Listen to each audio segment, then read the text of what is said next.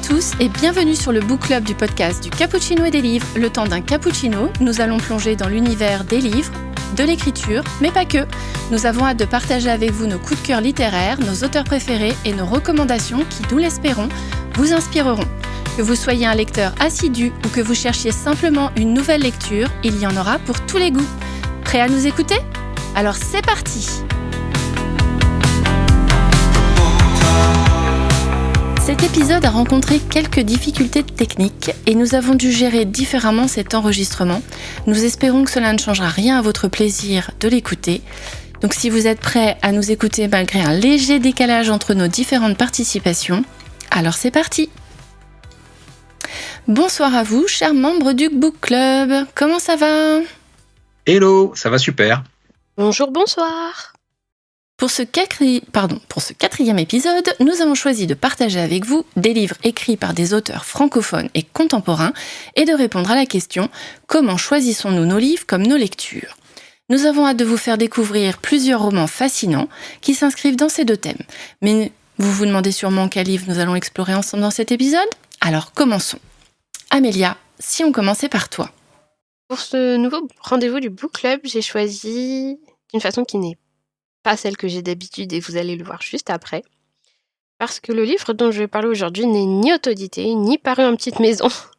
Il s'agit de Camera Obscura, Le Chant des Morts de Maël Desarts, publié chez Rajo. Et je vais vous en lire le résumé. 19e siècle, Londres. Depuis la grande puanteur survenue 2 ans plus tôt, Londres est plongée dans l'obscurité par une brume perpétuelle. Plus inquiétant encore, certains cadavres se relèvent. On les appelle les putréfiés. Léandre, jeune lord et étudiant en médecine, est persuadé que ces créatures sont la clé pour sauver sa sœur, atteinte d'une maladie incurable. Et pour percer leur mystère, il va devoir s'allier à Winifred, une journaliste aussi insupportable qu'intelligente. Donc j'ai été pas mal attirée par les composantes Angleterre victorienne, Lord et Lady et ce mystère surnaturel. Et aussi, je l'avoue, parce que j'ai énormément aimé la série Esther Parmentier de l'autrice, dont j'avais adhéré à l'humour, au personnage imparfait et grande gueule quand même, faut le dire. Le décalage qu'elle a souvent entre des éléments qui sont assez classiques et qu'elle arrive à rendre très originaux. Bref, donc je l'ai suivie sur ce nouveau titre avec confiance. Et donc, dans Camera Obscura, on se retrouve dans le cadre d'une Londres du 19e siècle un peu particulière, puisqu'ici, une catastrophe inexplicable en a fait un lieu inquiétant, malsain, plein de dangers avec cette brume bizarre et les morts vivants qui s'y cachent. Or, dans ce charmant paysage, s'inscrit Léandre, noble désargenté, flegmatique à l'extrême, dévoué à sa sœur qui s'éteint, mais en dehors de ça, il est un maladroit de première catégorie. Il était à la fois chevalier dans ses intentions, mais gros boulet dans ses résultats. Voilà. Et je l'ai trouvé assez attachant, mine de rien. J'avais envie de le traiter de nouille, mais affectueusement. Et 1000 fois plus gentiment que Winifred, qui, elle, a des alternatives un peu plus punchy, disons. C'est la deuxième protagoniste, haute en couleur s'il en est, et je l'ai adorée. Sa répartie et son large éventail, absurde mais large quand même, de jurons sont exceptionnels. Je vais pas vous comparer parce que en soi c'est pas pertinent, mais il y avait en Winifred quelque chose que j'avais déjà admiré dans l'héroïne Esther Parmentier, c'est-à-dire une femme qui a du culot. Là Winifred, un peu comme Esther, ont cette façon de briller à la fois par leur esprit vif et assez fin en fait. Et à côté de ça, elles ont une voix plutôt brute de pomme, sans filtre, une capacité à dire ce qu'il y a à dire sans mettre de gants. Bref, donc on a un gros contraste entre la finesse d'esprit et la brutalité verbale presque. Et j'ai déjà dit que j'adorais suivre des personnages à l'intelligence aiguisée, et je me répète peut-être, mais pas surdéveloppée, aiguisée. Et Winifred me plaît énormément parce qu'elle rentre sans hésitation dans cette catégorie. Donc voilà, elle m'a fait rire et en plus j'aime sa façon de réfléchir. Avec ça, on a un duo qui se fait bon gré, mal gré, plutôt mal gré. Bon coup de ping-pong verbaux et un petit quelque chose d'autre. Parce que comme on dit, les contraires s'attirent, n'est-ce pas ? D'autre part, il y a un mystère quand même qui régit sur tout le récit. Et c'était assez prenant de voir les personnages essayer de fouiner, de l'élucider. C'était assez inventif, dans la mesure où on fait appel à un domaine assez particulier pour expliquer le mystère. Qu'il y a un concept de mort-vivant, alors que c'est quelque chose d'assez vu, hein, les morts-vivants, les zombies, etc. Mais là, il y a un twist assez intéressant. Et alors, c'est vrai que le mystère en tant que tel, il est bien, mais on patauge beaucoup. Mais le fait de patauger avec les deux personnages qui en plus se chamaillent, c'était assez... ça rendait l'équilibre en fait d'intérêt et je restais curieuse. Donc voilà, j'ai beaucoup aimé ça. Surtout la fin avec les enchaînements de révélations, affrontements, dénouements, c'était plutôt pas mal. Ça donne un vrai coup de fouet à l'intrigue et une satisfaction quand même à la fin, sachant que j'avais déjà aimé les personnages. J'ai aussi pas mal savouré l'humour de l'autrice que je retrouvais. Je pense que c'est sa signature, hein, la dérision. Et là, j'ai aimé qu'elle le dissémine jusque dans des notes de bas de page, dans des situations ridicules, hein, quand même, faut le dire, et dans lesquelles elle n'hésite pas à jeter ses personnages. Vraiment, elle n'hésite pas. Hein. Donc voilà, en résumé, c'était une lecture que je dirais quand même excellente, récréative au possible, avec la bonne dose de dérision, l'explosivité de sa protagoniste féminine. Le mystère est bien, il y a un tout petit mais il n'arrivera pas à ternir le tableau. Pareil, la romance et alors, je les adore tous les deux, mais j'avoue que j'aurais quand même aimé un petit peu plus de temps entre eux pour qu'ils ils s'apprivoisent, mais passer de l'un à l'autre avec un peu plus de nuances peut-être aurait été sympa. Mais je reste quand même sur un très très bon avis, sachant que en plus je me suis beaucoup attachée à Léandre, à ses mésaventures et les investigations qui sont quand même super chouettes. Donc voilà, je conclurai juste en disant que maintenant j'ai très envie de découvrir Dans de soi de l'autrice, qui parle, rappelons-le, hein, d'un vampire sans canine, oui déjà, et d'une fée des dents, parce qu'elle n'a pas réussi à être fée marine. Voilà, c'est assez original et je suis très très curieuse de découvrir ça. Merci Amélia. Archie, c'est ton tour. Alors, de mon côté, j'ai lu 10 jours avant la fin du monde de Manon Fargeton, qui a été édité aux éditions Gallimard Jeunesse. Ça a son importance parce que moi, je ne l'ai pas lu dans l'édition originale, Gallimard Jeunesse, je l'ai lu en poche, chez Folio SF. Ça a une importance parce que sur la couverture du roman en poche, il n'est pas précisé que c'est a priori un roman plutôt destiné à un public young adult ou en tout cas voilà. Je pense que c'est tout public et n'importe qui peut le lire. J'ai lu des critiques qui disaient que ça se lisait de 7 à 77 ans, mais comme c'était pas précisé, je l'ai lu ça comme un roman adulte. Mm-hmm. Et je pense que ça a pu, on va dire, biaiser quelques ressentis que j'ai eus à la lecture. Alors, je propose de commencer par vous lire le résumé. Mm-hmm. Alors, le 4e de couve dit « 2 lignes d'explosion ravagent la Terre. Nul n'en connaît l'origine, mais quand elles se rejoindront au large de notre côte atlantique, le monde sera détruit. Sur les routes encombrées de fugitifs qui tentent en vain d'échapper au cataclysme, 6 hommes et femmes sont réunis par le destin. Ensemble, ils ont 10 jours à vivre avant la fin du monde. » Mm-hmm.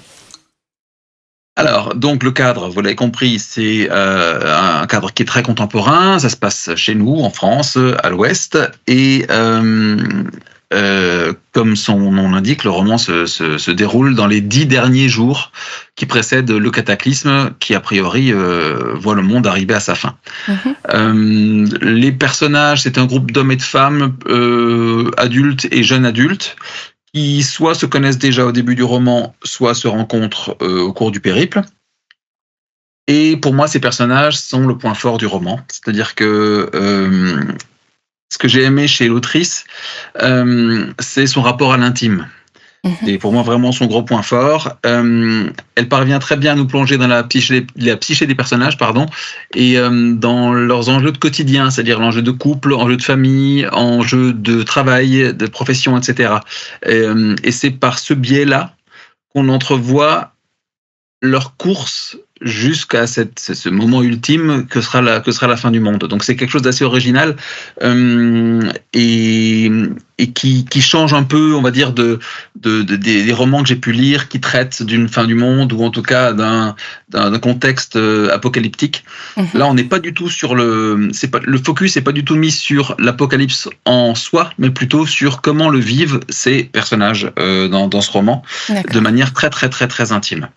Ce qui est intéressant aussi, c'est que ce sont des personnages qui sont vraiment, ça pourrait être nos voisins, quoi. Ils n'ont rien de particulier. C'est pas du tout des héros dans le sens, ils m'ont rien sauvé. Ils essaient déjà de sauver eux-mêmes leur propre vie et de savoir ce qu'ils vont faire de ces 10 derniers jours. Et en ça, c'est vraiment réussi. Là où je suis plus mitigé, et c'est là que l'idée du young adult, à mon avis, prend tout son sens, c'est que j'ai trouvé que la mise en scène de l'apocalypse est un peu légère.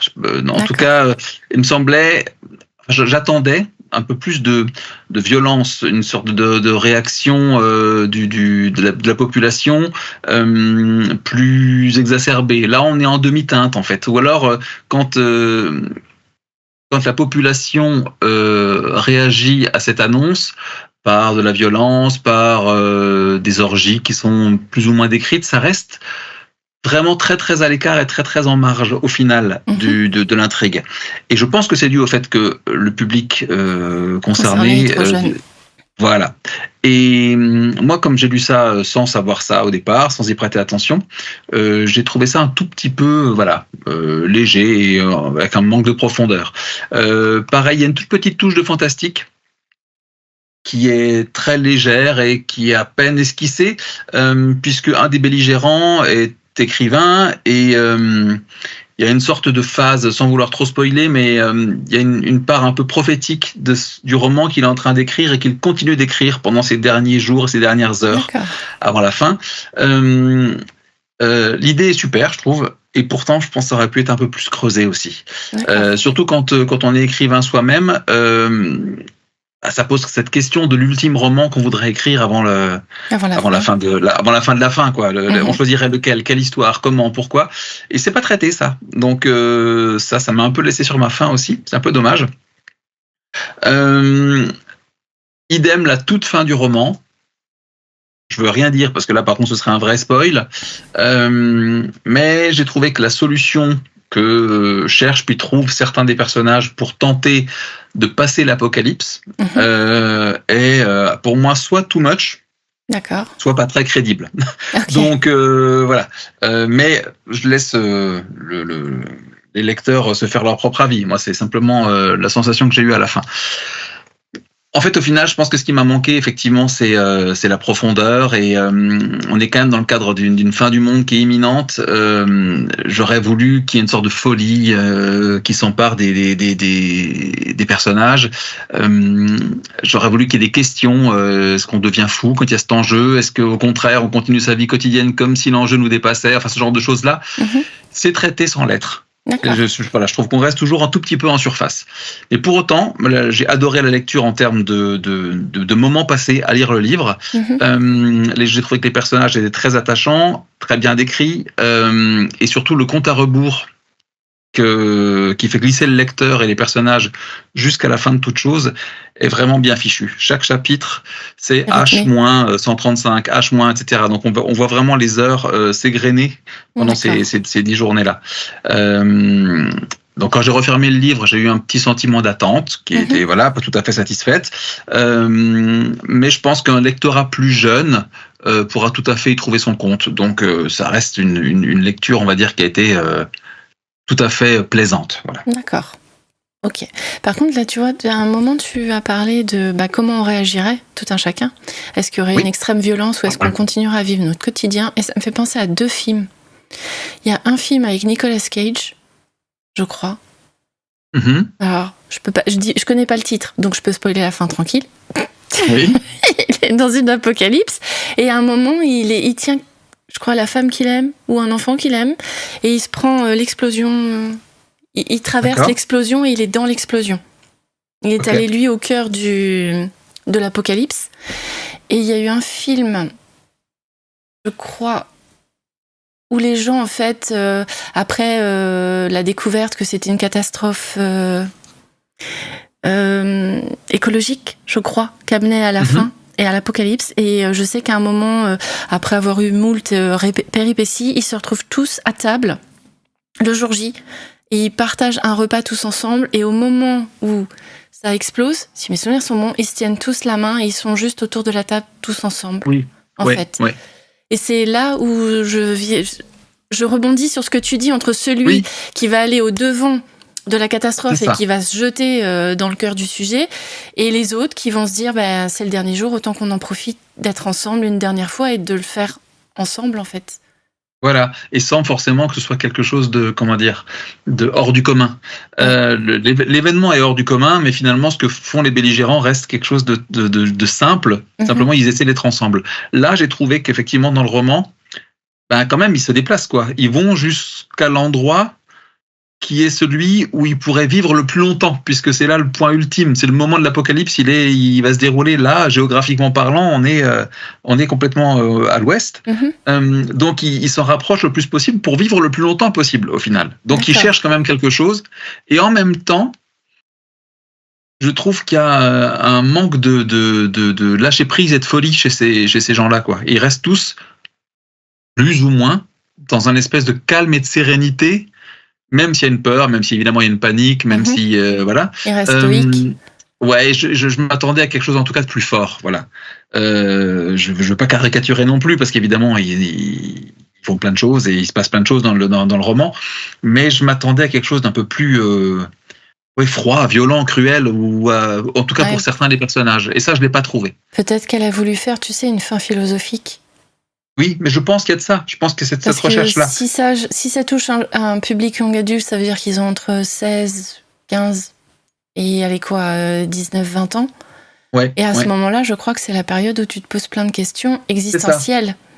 Et je pense que pour ce lectorat-là, c'est réussi. Son postulat fonctionne très bien. Je pense que, en tout cas pour moi, ça a marché, on va dire... de manière mitigée. Voilà, c'est juste ça. C'est que je m'attendais à quelque chose d'un peu plus. Voilà, le reste... Toi, tu t'attendais peut-être à plus qu'on sente la perte. Oui, c'est ça.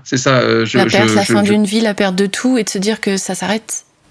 C'est ça, et puis la violence, en tout cas, que ça apporte. Je pense qu'il y a un moment où certains, en tout cas, pas forcément tous, bien sûr, mais je pense que certains doivent péter des câbles de manière complètement folle, quoi. Enfin, c'est quand même le degré ultime de ce qui peut arriver, c'est la mort de tout. Donc, voilà. Donc, je me dis que soit effectivement on reste stoïque, mais si on reste stoïque, il n'y a pas de raison de se bouger les fesses pour aller jusqu'au bout de l'ultime, parce qu'a priori, voilà. Ça arrivera ce qu'arrivera. C'est ça. Soit on y va, et à ce moment-là, je pense qu'à un moment, dans le désespoir, il y a quelque chose de fou qui peut se passer dans notre cerveau, quoi. Mais peut-être que c'est moi aussi, mes attentes qui ne sont pas forcément justifiées. Je ne sais pas. En tout cas, voilà, c'est le ressenti que j'ai eu à la fin du livre. D'accord. Je crois, en parlant, en réfléchissant, je crois que c'est Prémonition, le film avec Nicolas Cage. Je crois que c'est le titre, mais j'en suis pas sûre à 100%. Je sais que dans mon souvenir, si je mélange pas des films entre eux, il avait pas des sortes de visions, mais des calculs mathématiques de catastrophe. Il avait ressorti une sorte de comptine chiffrée. Et cette comptine chiffrée arrivait à dire qu'en fait, il allait y avoir l'apocalypse, en fait. Oui. Et je crois que son but, c'était d'éviter les catastrophes parce qu'il les voyait en chiffres. Bref, je sais plus. Mais bon, bref, je vois ce que tu veux dire. Il y a ce côté urgent et la violence de la perte de tout, et que forcément l'humain doit réagir à ça. Et le côté philosophique de se dire, de toute façon, on va mourir, donc pourquoi se prendre la tête ? Pourquoi... Ok, je vois. Merci pour ton livre et ton avis. On va le rajouter dans nos wishlists. De rien. Aurore, c'est à ton tour. De quel livre vas-tu nous parler, s'il te plaît ? De mon côté, j'ai lu de la romance. C'est un genre qu'on n'a pas encore vu sur ce podcast. Et d'ailleurs, vous n'êtes pas vraiment très lecteur de new romance. Mais moi, j'avais envie de mettre un petit peu d'amour dans aujourd'hui. Donc, j'ai lu C'est juste un collègue de Margherita Gabbiani. Je connaissais déjà l'autrice. J'ai lu Nymphéa et la chambre rouge, qui l'a vraiment fait connaître, qui est très très sympa d'ailleurs comme romance. Et j'ai lu aussi La théorie de la biscotte, qui est une super romance d'été, qui se lit rapidement, qui est vraiment très sympa. Margherita Gabbiani est donc une autrice contemporaine française, et le livre que j'ai lu, c'est juste un collègue, qui a été publié aussi chez Hugo New Romance. Dans cette histoire, on va suivre une jeune femme qui rentre dans la boîte de ses rêves. En fait, c'est une jeune start-up et elle se dit c'est fait pour moi. Le problème, c'est que dans cette boîte, il y a une malédiction. Quand on entre dans la boîte alors qu'on est en couple, généralement, on finit toujours par rompre. Et elle y croit pas trop, surtout que ça fait plusieurs années qu'elle est avec son compagnon, avec qui elle est fiancée. Sauf que au bout de quelques pages, en fait, on se rend compte qu'elle est attirée par certains de ses collègues. Et qu'elle se dit oui, c'est vrai que avec mon compagnon ça se passe pas si bien tout le temps, c'est un peu l'amour en demi-mesure, mais elle veut rester fidèle. Enfin, de toute façon, ils sont fiancés, ils vont se marier. Et donc, comme vous vous doutez bien, en entendant le titre C'est juste un collègue, elle va finir par craquer pour l'un de ses collègues. Et là où c'est très très fort, en fait, c'est que on va aborder l'infidélité. Pour une fois, on va aborder l'infidélité féminine, en fait. Le côté, toutes les étapes qui peuvent mener jusqu'à la tromperie.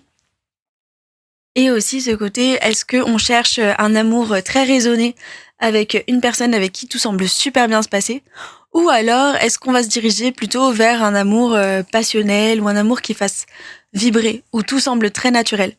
Et là où j'avais peur avec cette romance, c'est que j'avais peur que ça parte un petit peu sur le côté « Oh là là, je choisis la passion plutôt que la raison ».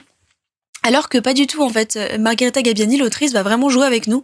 On va d'abord croire qu'elle est attirée par un autre collègue, mais elle veut rester fidèle.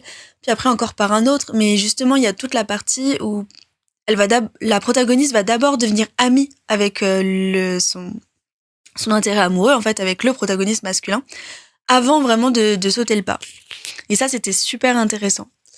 Vraiment très, très intéressant, très bien fait. J'ai eu un peu de mal à me plonger dedans, je dois avouer. J'ai eu un petit peu de mal à m'attacher au personnage, en fait, à rentrer dans l'histoire. Mais une fois qu'on a quelques moments attachants, on commence à vraiment apprécier. Et il y a aussi quelque chose que j'avais déjà retrouvé un petit peu dans La théorie de la biscotte, c'est que parfois, je trouve que cette autrice va nous mettre face à des situations qui sont pas si crédibles que ça. Or, quand on lit de la romance, on veut un petit peu s'identifier quand même au protagoniste, et quand la situation n'est pas très crédible, ça casse un peu le charme. Après, c'était une très très bonne lecture. C'était pas un coup de cœur, c'était pas son meilleur, mais c'était une très très bonne lecture. J'avoue que je suis assez contente de l'avoir lu, même si c'était pas mon premier choix. À l'origine, je voulais lire Gravé sur ma peau, qui est une romance en fait lesbienne. Et je voulais vraiment tester. J'ai jamais lu de romance lesbienne, et je me dis que c'est une super idée. J'avais vraiment envie de découvrir en fait ce genre dans la romance. Merci beaucoup Aurore pour ton avis. C'est encore une histoire que pour tous les fans de romance, on pourra rajouter dans notre wishlist. Bon voilà, c'est mon tour maintenant de vous parler de mon livre. Donc de mon côté, ce mois-ci, j'ai choisi tous mes livres selon le thème du mois de notre book club, qui était un roman d'un auteur francophone et contemporain. Le choix n'a pas été simple, mais je me suis dit que pour répondre également à la question « Comment choisissons-nous nos lectures ?», le livre « Porcelaine sous les ruines » d'Ada Vivalda ou Chris Vuklisevich, publié aux éditions Olympe, était parfait. Alors, que puis-je vous en dire ? Tout d'abord, nous suivons l'histoire de Lady Alba Whitmore, Leta Nalcor et de nombreux habitants d'Hibernia, où se déroule ce roman moi je le qualifie de romantaisie dystopique et post-apocalyptique. Oui, rien que ça, effectivement. Donc pour le résumer, Parce qu'elle a accordé trop de vœux aux humains, Alba a été bannie sur Terre par les génies. Après une longue errance à travers les siècles, elle a trouvé enfin refuge et une famille sur l'archipel paisible d'Hibernia. Les habitants de ce qui fut jadis l'Irlande voient désormais en elle Lady Whitmore, la dame aux yeux sombres, gardienne de ces derniers morceaux de terre verdoyante que la mer grignote chaque jour un peu plus. Mais l'abondance qui règne sur Hibernia commence à susciter la convoitise de Comrie.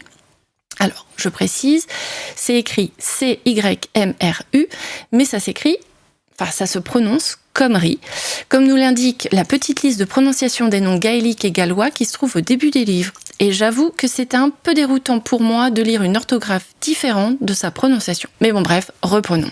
Donc, mais l'abondance qui règne sur Hibernia commence à susciter la convoitise de Comrie, l'archipel voisin, puissant et surpeuplé. Le conseil de Comrie envoie alors chez Lady Whitmore un émissaire aussi détestable que séduisant, l'Ethan Alcor. Tout juste élu conseiller, l'Ethan a une mission cruciale, percer le secret de la richesse d'Hibernia, et pour y parvenir, il est prêt à user de ses stratagèmes les plus redoutables contre Alba et ses proches. La cohabitation risque d'être orageuse. Alors, pour mon avis, donc au début, ma lecture de ce roman a été difficile. J'avais du mal à comprendre où on allait et l'immersion dans l'univers m'a pris un petit peu de temps. Nous sommes dans un futur très lointain où le monde se retrouve sous la mer et où seules quelques îles ont pu demeurer, laissant un petit espace aux humains qui ont décidé de rester, les autres s'étant envolés à bord de navettes spatiales. Oui, tout à fait. Abandonnant derrière eux leur monde, mais pas que, certains y laissaient même leurs enfants. Oui, tout à fait. Ce qui m'a particulièrement troublée, car en tant que maman de 2 grands garçons, je ne pourrais jamais envisager de les abandonner. Peu importe à quoi pourrait ressembler notre monde d'ici quelques années. Je rejoins Archie. Je pense que je serai la version stoïque, mais je garde mes enfants avec moi. Ouais, c'est ça. Oui, parce qu'il y a quand même la version effectivement de pouvoir se débarrasser de ses enfants, et ça c'est quand même non négligeable. C'est pas faux, mais moi je vais choisir... C'est un choix de vie, hein, c'est un choix, voilà. Voilà, je vais choisir le choix moins violent de garder mes enfants près de moi. Donc là, si je reviens à notre livre, nous découvrons donc un monde partagé entre mer et océan où la pluie est omniprésente, ce qui donne une ambiance assez particulière au récit, parce qu'il pleut tous les jours.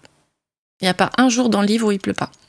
Okay. D'un côté, nous avons Comrie avec ses hauts buildings où habitent toutes les personnes qui vivent sur ce comté, une ville qui lutte pour maximiser l'espace cultivable, tandis que de l'autre côté, nous avons Hibernia, qui ressemble plus à une campagne à l'anglaise paisible, où l'harmonie entre culture et habitation est respectée.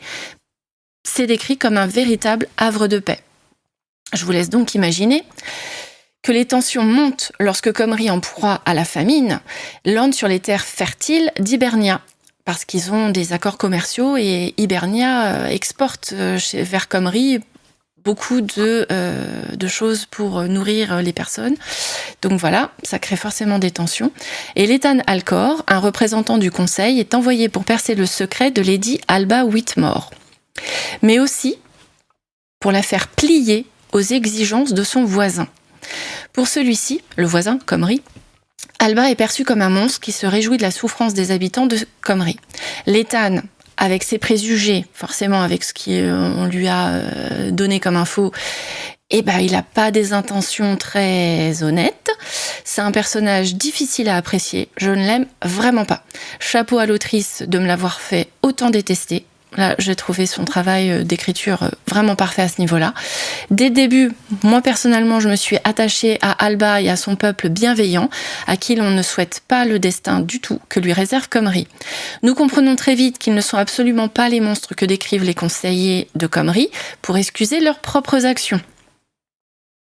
Voilà. Alba est une femme qui a tant vécu tellement de choses depuis son bannissement du monde des génies. Je vous rappelle que elle est, vous le savez peut-être pas, je vous l'ai pas dit, mais en fait, elle est immortelle. Donc, je vous laisse imaginer tout ce qu'elle a pu vivre, tout ce qu'elle a pu ressentir et tout ce qu'on peut comprendre à travers son récit, son histoire. On sent que elle a subi de très nombreuses pertes depuis le millénaire où elle est présente sur cette planète. La carapace qu'elle a dû se forger pour résister à la souffrance d'être la seule de son espèce sur la planète et qui n'a absolument pas envie de voir les humains qu'elle aime tant. Je vous rappelle qu'elle a été bannie parce qu'elle a accordé trop de vœux aux humains. Oui. Donc, on sent qu'elle est très présente pour eux, malgré la carapace qu'elle s'est forgée. Et elle fait vraiment tout ce qu'elle peut pour aider, pour sauver les humains qui sont restés, qui l'entourent. Dans ce monde post-apocalyptique, voilà, parce que elle a transformé quand même Hibernia comme un lieu idyllique où l'on cultive le thé, l'amitié, la solidarité.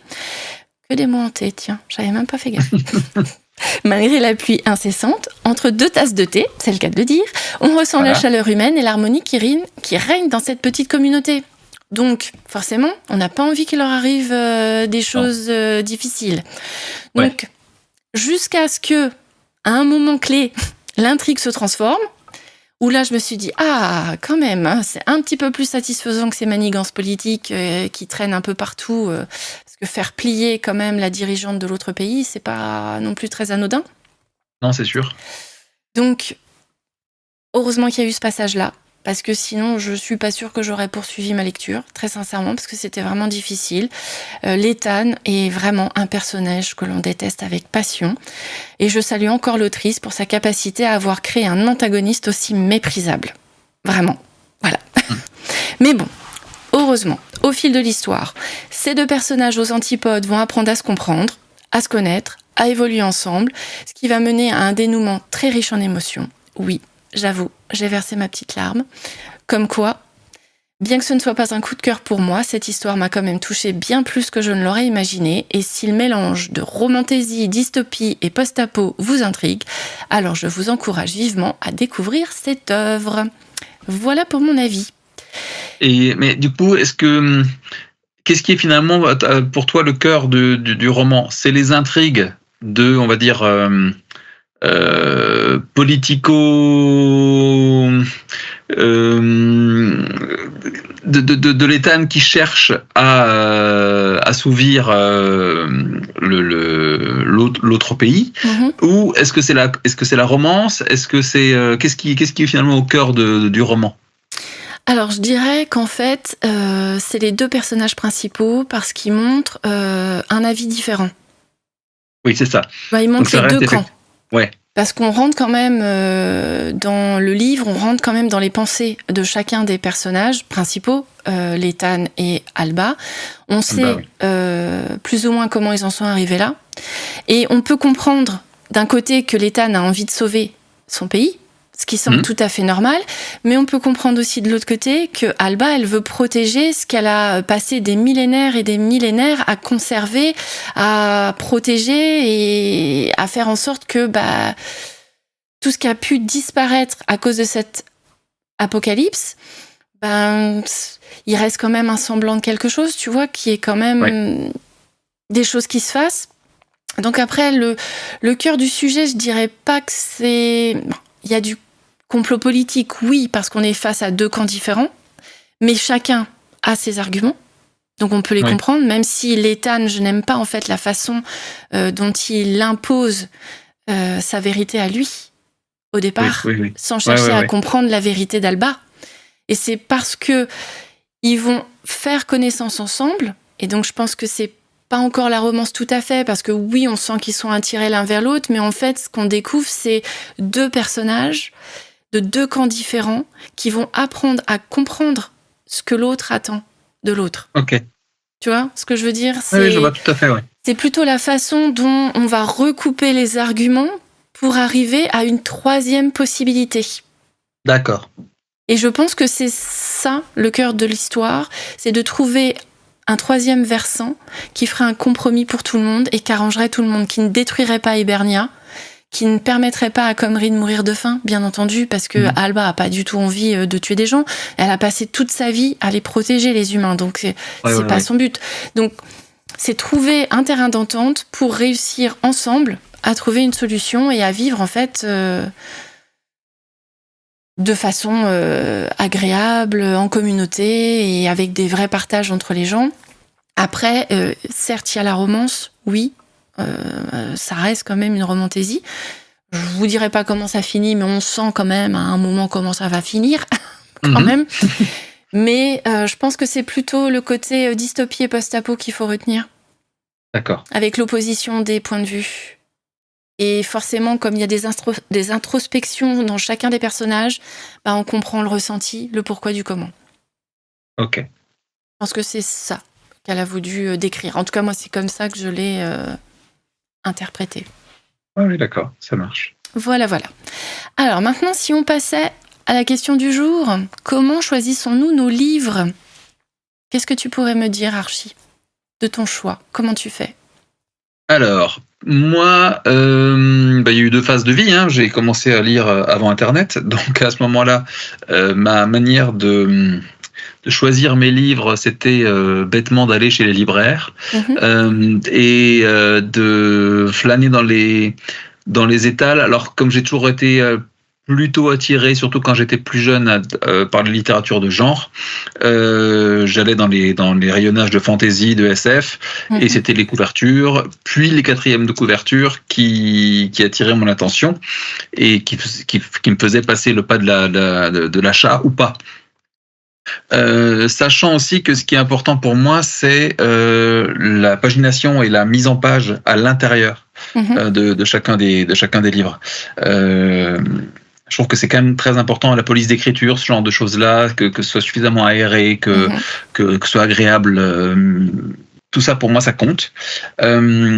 Et ensuite, plus récemment, les retours que je peux glaner sur Babelio ou je ne sais quelle autre plateforme de critiques de romans, quand des choses me plaisent ou m'intéressent, je choisis beaucoup par rapport aux critiques que je peux lire, et en particulier par rapport aux critiques négatives. D'accord. Je lis rarement les critiques positives. Mais je me dis que si les critiques négatives que je lis sur un roman qui a priori m'intéresse ne sont pas pour moi rédhibitoires, c'est que potentiellement ça peut être un roman qui va me plaire. D'accord. Et en général ça marche. Voilà. Okay.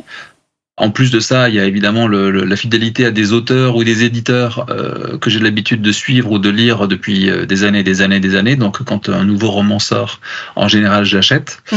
Et puis aussi, il y a les algorithmes des réseaux sociaux qui me proposent de plus en plus des livres qui pourraient me convenir en fonction de mes publications à moi, ou des pages. Des pages où tu vas cliquer, liker, c'est ça, et partager. Et que je suis de manière générale, voilà. Mais ouais, voilà, je pense que c'est dans cet ordre-là, c'est comme ça que je choisis. En tout cas pour l'achat. Après, pour le moment où je vais devoir lire un livre et choisir dans ma palle, il y a ce moment que j'adore où je prends une dizaine de romans que je n'ai pas encore lus, que je les pose de côté et que je fais mon choix. C'est soit déterminé par mon projet d'écriture. En ce moment, c'est du post-apocalyptique, donc j'en ai lu pas mal. D'accord. Et sinon, c'est le mood du moment, vraiment, quoi. Sachant que le mood du moment peut être problématique parce que je peux changer de mood du jour au lendemain. Donc, quand je me suis lancé dans un roman de 500 pages un jour et que le lendemain, j'ai envie de lire autre chose, c'est problématique, mais je vais quand même au bout. Voilà. D'accord. Bon, c'est déjà ça. Ça marche. Comment je choisis mes lectures ? Vaste question et vaste réponse, je dirais.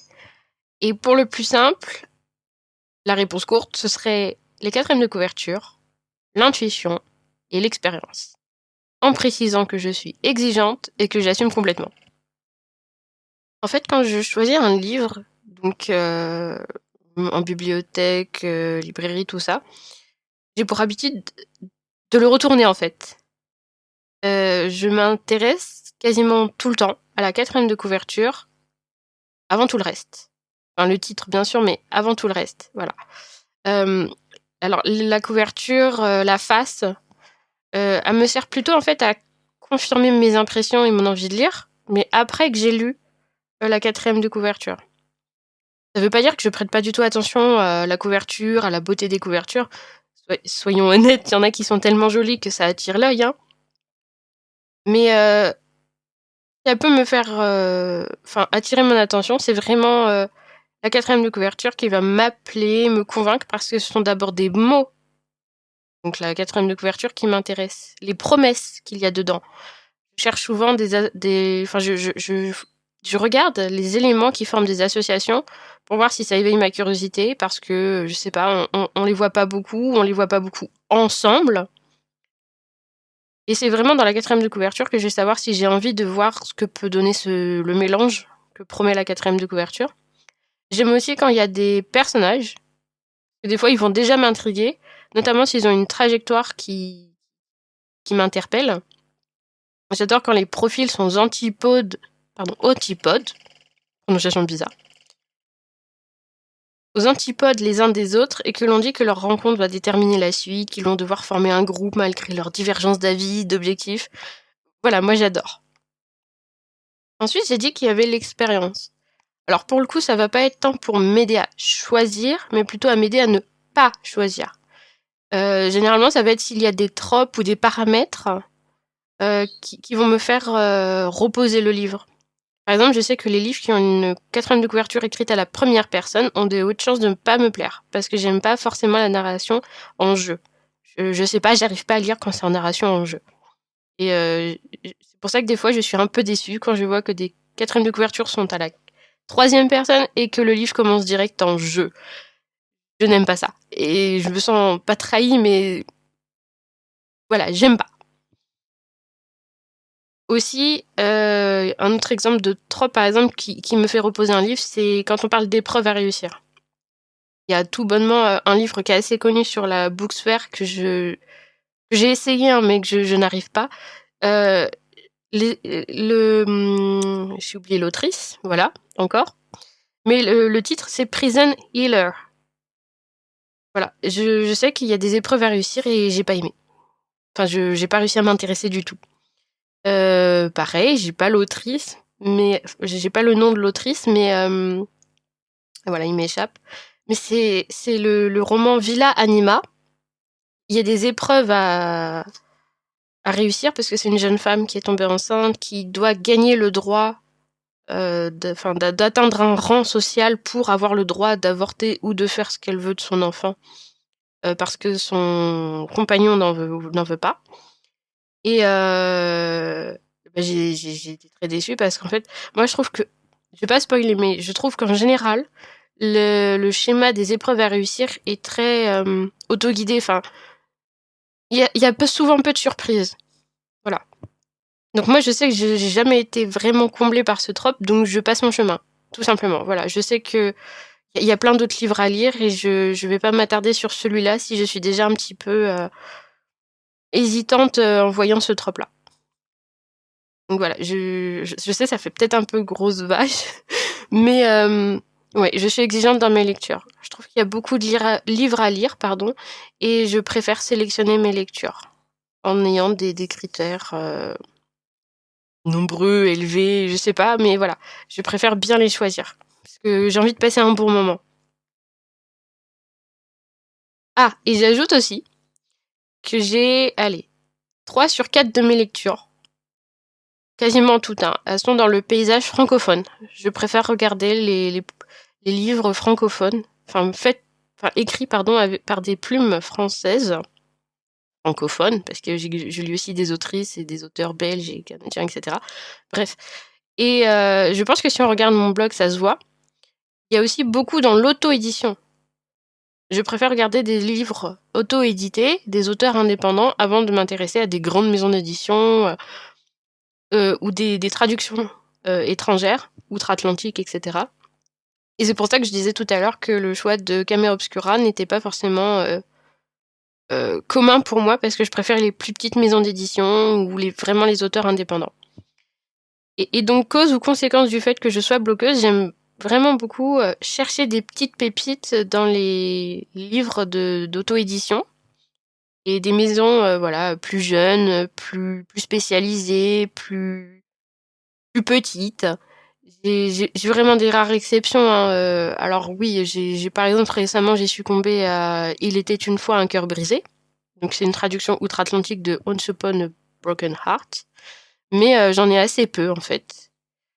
Parce que j'aime pas beaucoup quand... Enfin, je me sens moins attirée par un livre quand je l'ai beaucoup vu sur Instagram par exemple, ou quand c'est un gros hit Bookstagram, donc tout le monde en parle, etc.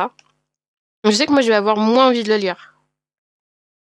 Voilà, c'est nul, mais c'est comme ça. Donc voilà, en résumé, j'aime beaucoup les livres auto-édités, les livres francophones, très cocorico dans mes choix de lecture. Et que je choisis moins souvent des titres de grosses maisons d'édition ou de livres outre-Atlantique, même si ça m'arrive. Voilà pour moi. Pour la question, comment est-ce que je choisis mes prochains ouvrages en lecture ? Lors de l'achat, généralement, ce sera vraiment sur un coup de tête. Soit la couverture m'a plu, soit c'est la 4e de couverture. Après, il y a aussi beaucoup de parties recommandations qui comptent. Quand j'échange avec des amis et qui me parlent d'un ouvrage, je vais vraiment le mettre dans mes notes. Et après, j'irai, si je tombe dessus dans une librairie, j'irai les acheter. En ce qui concerne mes lectures, outre les lectures que je fais pour la librairie, les lectures de BD et manga, je vais généralement lire des choses... maintenant, je lis plus de nouveautés, évidemment, à cause de mon travail en librairie. Mais sinon, je vais lire des choses selon le genre. Une fois que j'ai lu, par exemple, là, je viens de lire de la romance, j'ai vraiment envie de lire de la fantasy. J'ai un peu enchaîné un polar, puis après un livre fantastique, un peu gothique. Eh bien, je vais plutôt lire ensuite quelque chose de complètement différent. Je lis pas mal de littérature de genre et j'aime beaucoup aussi varier. En fait, j'aime vraiment varier, me dire ce mois-ci, je lis ça et en fait, je vais lire quelque chose de complètement différent juste après. Après, c'est plutôt comme ça que je fais, mais on est beaucoup à faire ça dans le podcast, donc. Alors pour moi, je vais dire que avec les réseaux sociaux, je commence à être influencée par les avis des booktubeuses et des bookstagrammeuses que je suis. Surtout celles qui mettent beaucoup de joie et d'engouement dans ce qu'elles ont adoré lire. Ouais. Et celles qui vont dire qu'elles n'ont pas aimé, je vais surtout écouter pourquoi elles n'ont pas aimé, pour savoir si moi, ça pourrait me convenir ou pas. Okay. Ça va être un des premiers critères sur lesquels je vais me baser. Ensuite, il y a l'objet livre. Je reste très fille de ce côté-là. J'aime les beaux objets.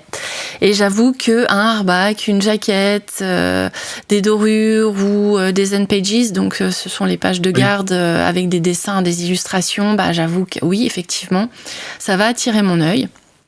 Mais ça va pas faire que je vais choisir juste parce que le livre est beau. Je vais aussi m'intéresser à la 4e de couverture et aux mots-clés qui vont ressortir.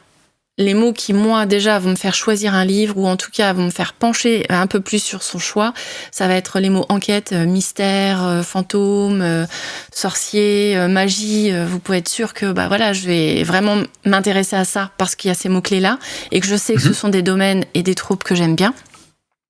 Là, par exemple, dans le livre que j'ai choisi ce mois-ci, l'accroche de la 4e de couverture, c'est une tasse de thé, un monde de pluie, aucun secret n'est à l'abri entre deux âmes ennemies. Donc, mot-clé, tasse de thé, aucun secret, deux âmes ennemies. Parce qu'ils ont utilisé le mot âme. Oui, pas juste deux ennemis. Oui. Du coup, je me suis dit qu'il allait peut-être y avoir un peu plus de profondeur dans l'histoire et effectivement, je vous confirme, puisqu'on développe chaque point de vue. Ouais. Et puis, il y avait aussi ce côté de la génie qui a été punie d'avoir accordé trop de vœux. Donc, le mot génie, le mot puni, le mot vœu. Voilà. C'était tout bénef. Tu pouvais être sûr que j'allais choisir le livre. Donc, voilà. Sinon, en dehors de la beauté du livre, ou le sens que la couverture va générer aussi, parce que des fois, quand on regarde une couverture, on s'attend à un certain type d'histoire ou à un certain type de trope utilisé. Donc, il va y avoir ça. Il y a la 4e de couverture. Il y a le nom des auteurs, bien sûr. On a tendance toujours à acheter, en tout cas moi, des auteurs que j'aime. Oui, voilà. Il y a les avis, les notes qu'on peut trouver, donc comme je disais. Mais il y a aussi les premières phrases. Le fameux incipit, où je vais... alors, des fois, ça m'arrive d'aller directement au milieu et de voir comment au milieu c'est écrit, sans essayer de trop me spoiler, mais bon, vous voyez ce que je veux dire. Et sinon, je vais quand même me baser sur la première page pour savoir comment l'auteur y écrit, à quoi ressemble sa plume, dans quelle ambiance il nous met, de quelle façon il nous met dans l'ambiance, et les premiers mots qui vont se dégager et donner peut-être une idée de l'esprit du roman. D'accord. Ouais, moi, je rentre jamais, là, par contre, je vais jamais jusque-là. C'est-à-dire que je lis jamais les incipits ou je pioche jamais au hasard dans un livre. Mais c'est parce que c'est juste pas un réflexe que j'ai. D'accord. Ouais, je me garde la surprise. Ce qui n'est pas forcément une bonne chose d'ailleurs, parce qu'on est parfois déçu par le style ou par la manière dont l'auteur écrit. Mais ouais, pour le coup, je fais pas ça, moi. Ouais. Bah, moi, j'avoue que je préfère le faire. Comme ça, au moins, je suis sûre si, avec les mots-clés de la 4e de couve, si la couverture correspond bien à ce que je ressens à la lecture de la 4e de couve et que je me dis oui, ça correspond. Tu vois ? Oui, ouais, tout à fait. Et puis bah après, au moins la première phrase, tu vois, pour voir juste comment l'auteur écrit. Quelle est sa plume ? Si elle est cynique, si elle est humoristique, si elle est poétique, si elle est... tu vois ? Puis voir si je pourrais accrocher à la façon dont il va écrire. Parce que... par exemple, j'ai eu énormément de mal à lire J'irai cracher sur vos tombes de Boris Vian. Oui. Ouais, okay. Je l'ai lu en entier, mais j'ai pas aimé la façon dont c'était écrit, alors que les sujets les thématiques qui sont développées dans le bouquin sont très intéressants parce que ça parle quand même de racisme et de façon dont la personne va jouer avec les pensées et les préjugés de l'époque. Mais j'ai pas aimé son écriture. Tu vas me dire, mais tout était dans le titre, ma grande. J'irai cracher sur vos tombes. C'est pas faux. Il y avait le mot tombe. Et je me suis dit. Oui, mais en même temps, je pense que c'est aussi une question des fois de se faire violence sans aller jusque-là, mais en tout cas d'avoir envie de découvrir quelque chose qui même si a priori on se dit que peut-être on va pas aimer, y aller quand même pour justement découvrir autre chose. Oui. Et après, ça, on est déçu ou on l'est pas, quoi, ensuite. Mais voilà. C'est pour ça que des fois, je fais vraiment attention. Quand les booktubeuses, elles montrent un livre, je vais me dire, tiens, la couverture, elle est sympa, parce que elles vont déjà montrer ça en premier. Oui. Et après, la façon dont elles vont en parler, en fait. Si elles utilisent déjà des mots bien clés, pour moi en tout cas, pour expliquer le truc, je vais me dire, bon, ok, donc elle a pensé ça, je vais aller regarder d'autres bookstagrammeuses qui vont parler du même livre, elle a dit ça, et après, je fais mon petit mix entre les deux, et effectivement, par exemple, moi, j'ai lu Le Pont des Tempêtes, de Daniel L. Jensen, je crois, parce que je me suis basée sur leurs avis très joyeux. Ouais. Et en fait, j'ai lu le tome 1. Voilà. J'ai lu le tome 1. Okay, le livre est magnifique dans ma bibliothèque. Il a un jaspage, une belle jaquette, une super reliure. Il est magnifique, mais ça m'a pas, comme elles disent, hypé ou enjoyé ou enjaillé, je sais pas comment on dit, de la même façon qu'elle, en fait.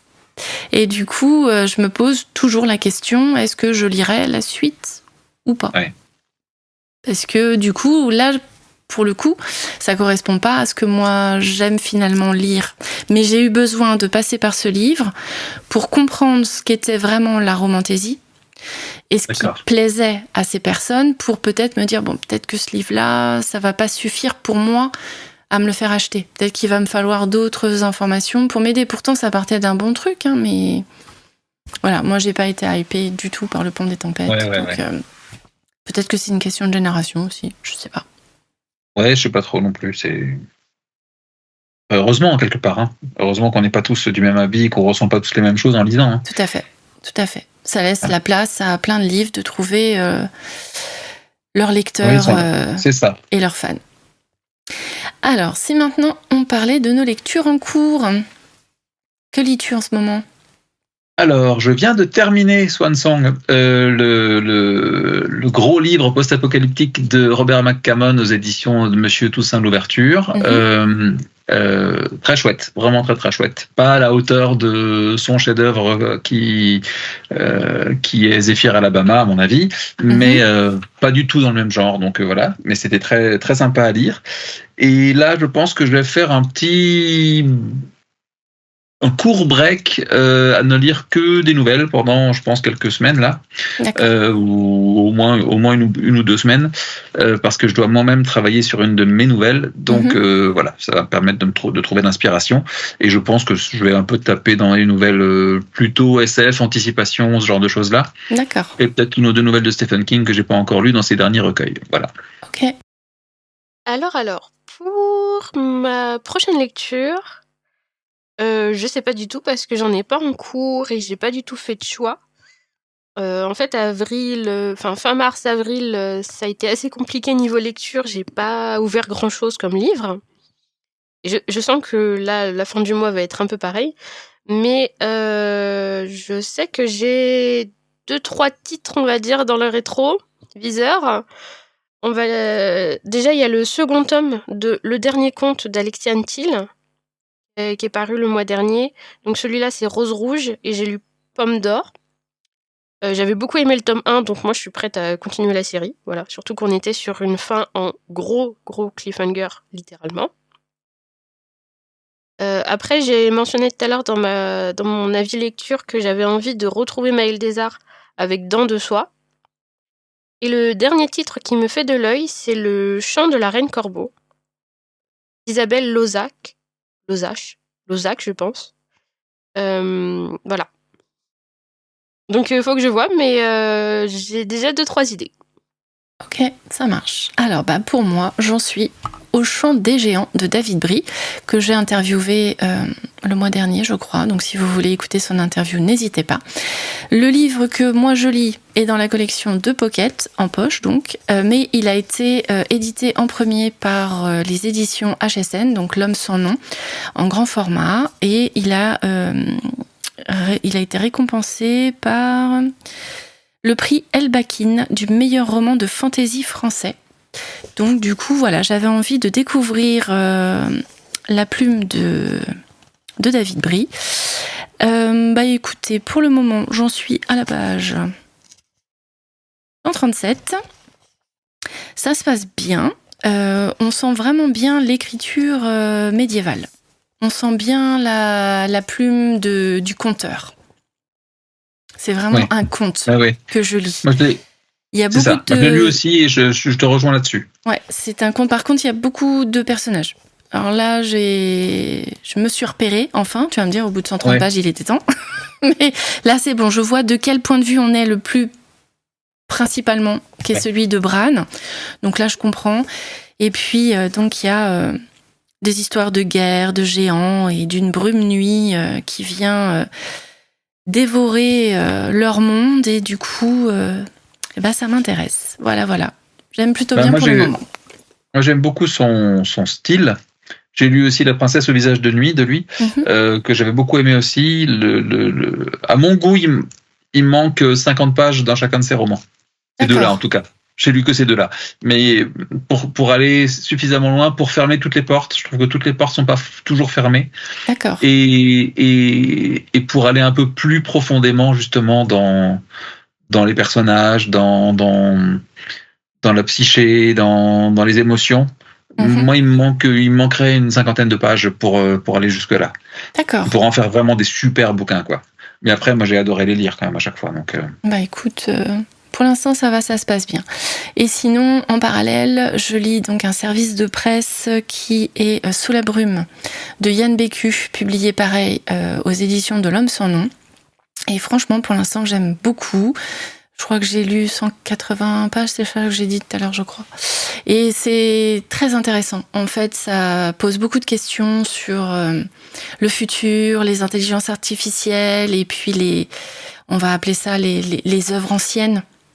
Oui. Et ce qu'on en fait dans le futur, en fait. Parce qu'on est vraiment dans un futur assez lointain, 2090, c'est pas si lointain que ça. Hein. C'est bientôt, en fait. Je serai plus là, mais... C'est le futur, et du coup, en gros, l'histoire, c'est il y a une société qui a découvert les propriétés d'une brume qui permet à une intelligence artificielle de lire une œuvre et d'en ressortir un son. Donc, imagine, par exemple, c'est un Picasso, le son qui va sortir, c'est si Picasso a eu une conversation avec son modèle ou si il a discuté avec des gens autour de lui, c'est ce son qui est récupéré d'une certaine façon. Ok. Sauf que la machine détruit les œuvres qui passent à l'intérieur d'elle. D'accord. Et donc du coup, il y a une sorte de cimetière qui s'appelle les Intouchables, qui récupère tous les sables qui sont issus de la destruction de cette œuvre. Et donc il y a des cimetières avec des plaques qui disent ici gît telle œuvre de tel artiste de telle époque, etc. Donc ça vient poser cette question du futur, de la technologie et des œuvres anciennes. Et en fait, qu'est-ce qu'on fait ? On détruit une œuvre ancienne parce qu'on veut juste entendre une bribe du passé, ou est-ce qu'on conserve l'œuvre parce que c'est une œuvre ? Oui. Voilà, mais ça entraîne aussi plein d'autres questionnements. Il n'y a pas que ça. Là, c'est pour vous décrire en gros, vous pitcher le truc, si ça peut vous donner envie. Il y a un côté policier, il y a un côté multinationale dangereuse, il y a un côté humain aussi qui est pas mal développé parce que quand on est d'un point de vue d'un personnage, on est vraiment du point de vue d'un personnage.